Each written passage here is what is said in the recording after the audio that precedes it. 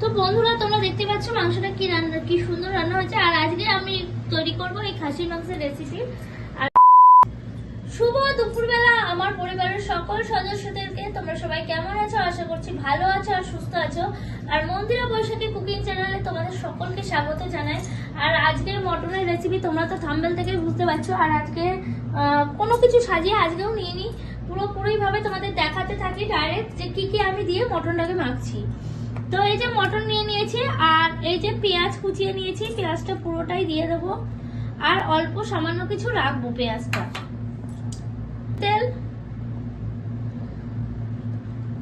দেবো, গোলমরিচ গুঁড়ো দিয়ে দেবো, লাল লঙ্কার গুঁড়ো, লবণ,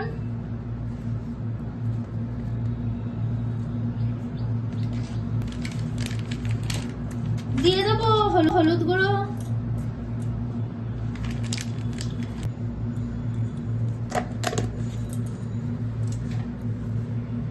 আর সব শেষে দিয়ে দেবো বাটা মশলাটা।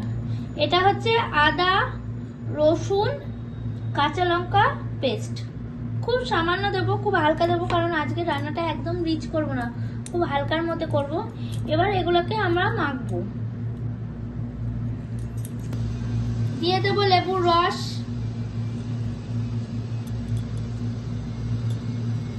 এবার আমি গ্যাসটা জ্বালিয়ে নিচ্ছি। আর দিয়ে দেবো সর্ষের তেলটা।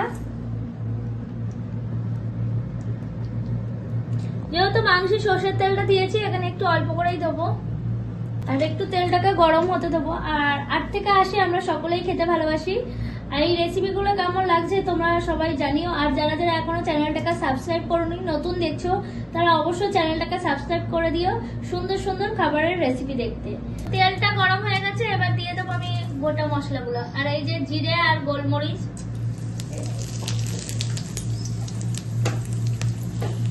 এবার দিয়ে দেবো আলুগুলো।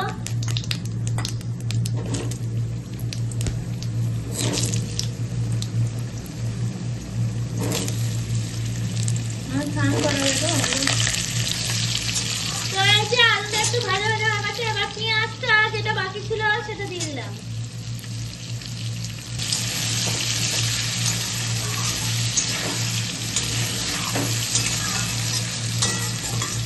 চিনি দিয়ে দেবো আমরা। আর চিনিটা হচ্ছে অপশনাল, তোমরা চাইলে দিতেও পারো, নাও দিতে পারো। আলুটা এবার আমি দিয়ে দেবো এই যে ম্যারিনেট করা মাংসটাকে দিয়ে দেবো।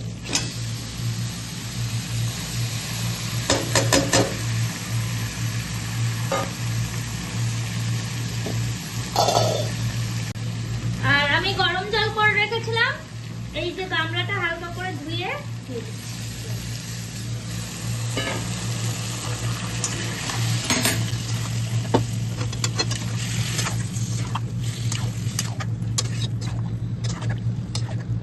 এটাকে কষাতে থাকবো।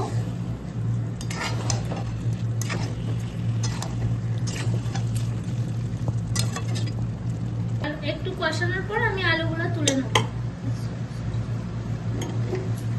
আর এই দেখো আলুগুলো তুলে নিলাম। এবার আর একটু মাংসটা কষাবো।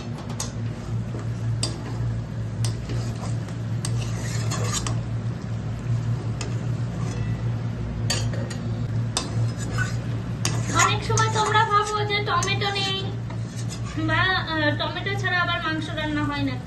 টমেটো দিলে ভালো লাগবে, তোমরা এইভাবে রান্না করলেও মাংস খেতে খুব সুন্দর লাগবে। তাই দেখো মাংসটা কষানো হয়ে গেছে, এবার একটু গরম জল দিয়ে দেবো।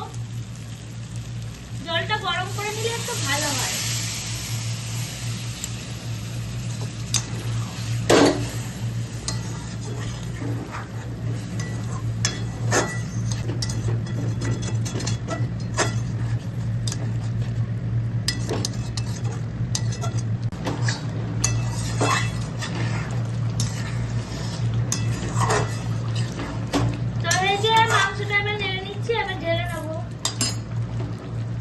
প্রেসার কুকারে আলুগুলো তো প্রেসার কুকারে আগে তুলে নিয়েছি।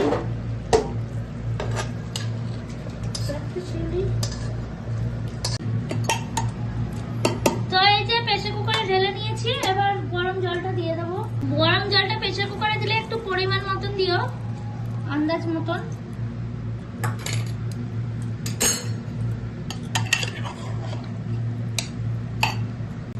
তো এবার প্রেসার কুকারটা আমি আটকে দেবো।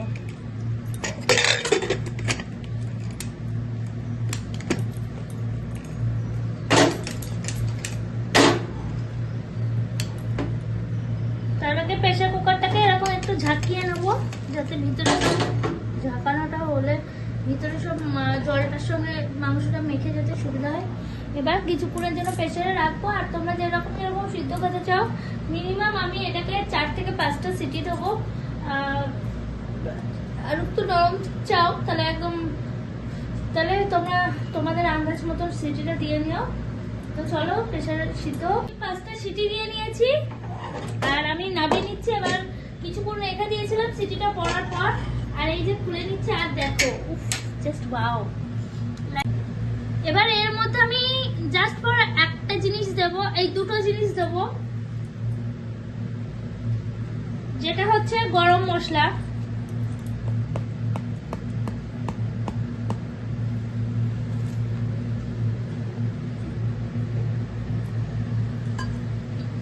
যেহেতু তেলটা বেশি বেরিয়েছে, ঘিটা অল্প, সামান্য অল্প, একদম অল্প ঘি দেব।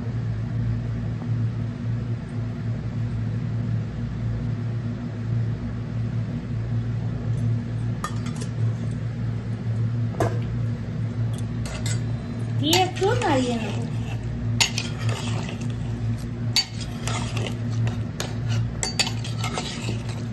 যেহেতু ঘি আর গরম মশলাটা দিয়েছি, সেহেতু এটাকে তোরা এই যে প্রেসারে চাপিয়ে দিয়েছি আর একটু ফুটতে দেবো, যেহেতু ঘি আর গরম মশলাটা দেওয়া হলো।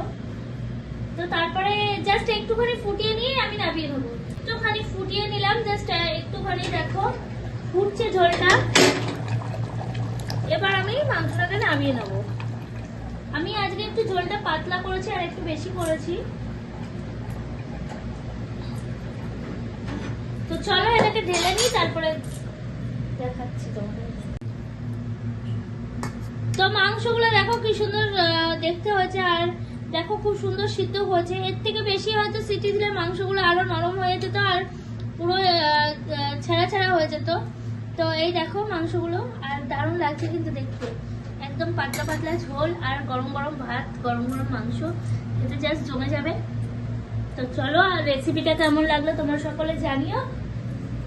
দেখা হবে পরের কোনো রেসিপি নিয়ে। ততক্ষণ পর্যন্ত তোমরা সবাই ভালো থেকো, সুস্থ থেকো। আর একটা কথা, যারা যারা এখনো চ্যানেলটাকে সাবস্ক্রাইব করনি, নতুন দেখছো, তারা চ্যানেলটাকে অবশ্যই কিন্তু সাবস্ক্রাইব করে দিও এই সুন্দর সুন্দর রেসিপিগুলো পাওয়ার জন্য।